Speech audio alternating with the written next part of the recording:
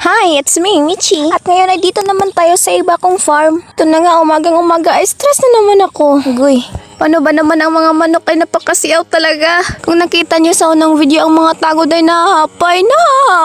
Aba kung hindi mo napansin ay bumalik ka sa una. Paano ba naman kasi pinagtulungan ng 5 manok? Yung mga manok talaga na yun ang nagpapastress sa akin. Ang sarap naman talagang ihawin. Ito na nga, nagtulungan na kami ni mama para itayo yung mga tagod. Pero teka lang, alam mo ba yung tagod? Agoy. Ang tagod nga pala ay mga baby rice plant, baby. Kibali mga pudla ba? Kailangan namin itayo ito para hindi mahalata ng aking papa. At syempre para may maitanim pa tayo sa ating pasakad angkan. Naawa na talaga ako sa mga tagod at sa aking mukha. Sayang aking porcelana at may sunscreen pa. Agay. Ibali na nga lang basta wag lang akong pagalitan. Dahil sa mga manok na ako ay naisahan. Dahil sa dami ang tagal ko naman natapos. Ay, kapoy naman kong tuwad-tuwad. Agay. Nagmumukha naman tayong